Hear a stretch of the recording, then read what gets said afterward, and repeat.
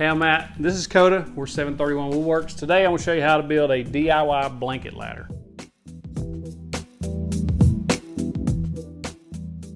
Hey, if you're new here, please consider subscribing, hitting that thumbs up button. Click that bell icon. It'll notify you every time I upload new content. Check the description down below. You see useful links down there of products that I'm using.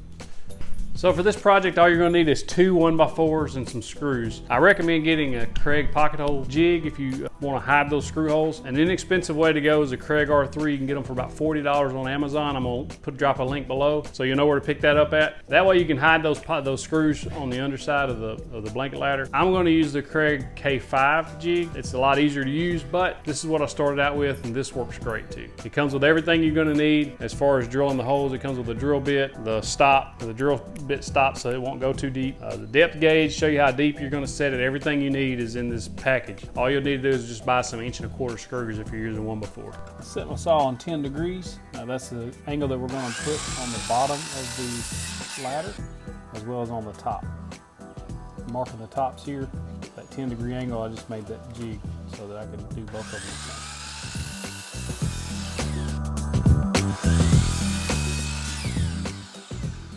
Here I'm cutting out my slats. They're 22.5 inches long because we wanted our ladder to be 24 inches wide total with the 3/4 inch wide board on each side.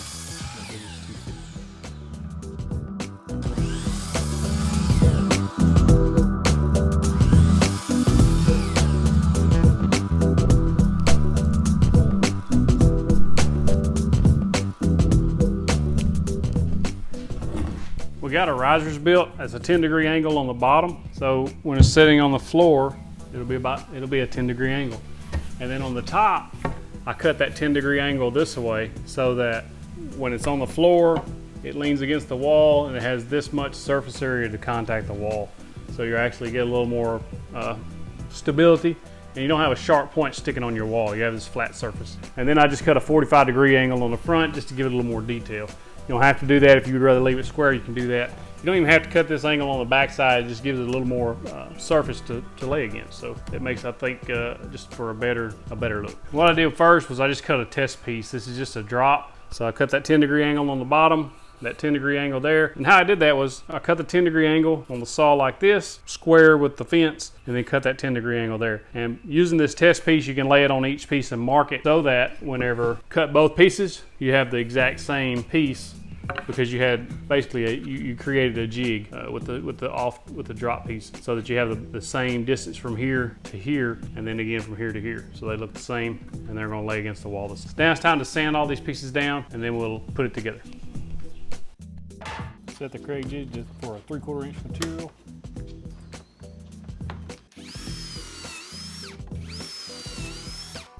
So that was a K5. I'm going to show you this R3, Kreg R3. They both do this same thing in general. This has a scale on the bottom. You move it, it's very difficult to see, but that says 3/4 inch right there.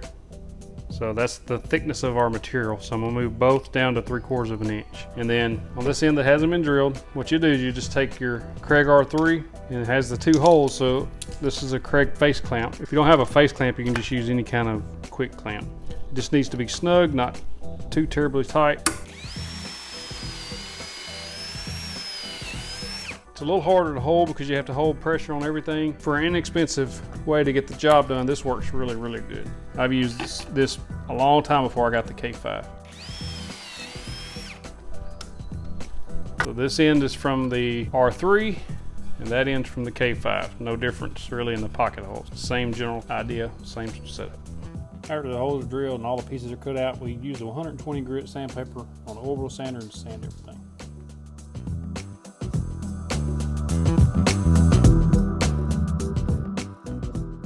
So I got my two risers stacked on top of each other. What I'm going to do now is figure out where I want my slats to go, or my rungs of the ladder. This is the back of the ladder, and this will be the front. I know that I want enough distance there that a blanket or a quilt will hang and not drag the floor. So we're going to go to the front. On the front side, we'll go 20 inches. I think 20 inches should be plenty.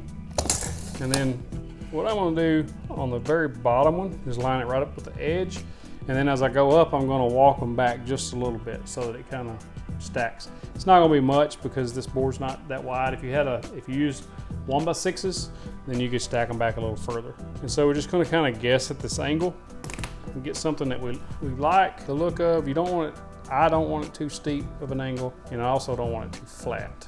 So this is what I got. This is just an angle finder. Pretty simple little tool. You just run it up against the angle that you got. Once you find the one you like, and you just tighten it down. That way you don't have to mess with remembering the angle or trying to find the correct angle. You could obviously use a speed square to get this angle if you wanted. It's about a 50-degree angle. So it's pretty steep, but it's not extremely sharp. So I know that's where I'm gonna put my first one. And on the top side, what I'm gonna do is go ahead and mark both of these, get them flushed up, and mark at that 20 inches where I'm gonna put them. That way I'll have it on both pieces. On the top, slide this down. We know we want the same angle. And where the contact is on the wall, I don't want it up here, but I want it right at where it's at, or right at the break, right at where the start of the angle is. And this one I'm gonna set all the way back against this side. So using our angle finder, I'll drop a link to this thing in the description. If you're interested in that, we have that one marked.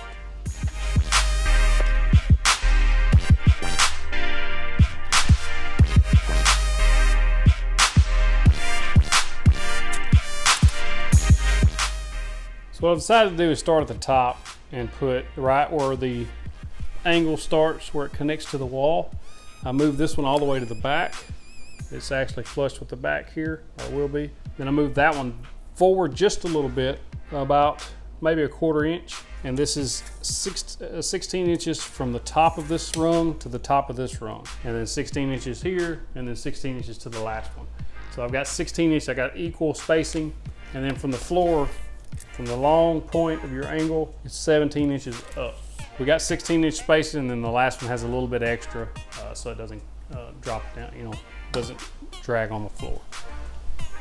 So now it's time to assemble everything. I've got my angle set. It's approximately 50 degrees. And then I'm gonna screw these boards in place. Once I get everything lined up, I'm gonna mark everything, so I know where I want everything at.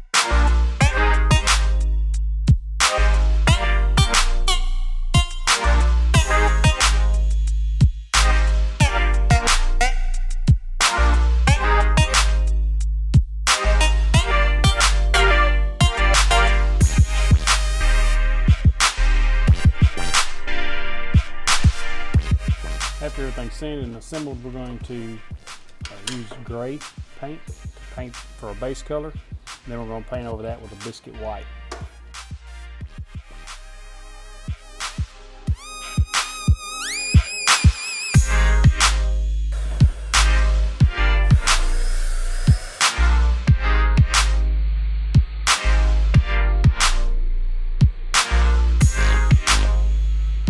After the gray is dry, I use a biscuit white to go on top of that, let that dry.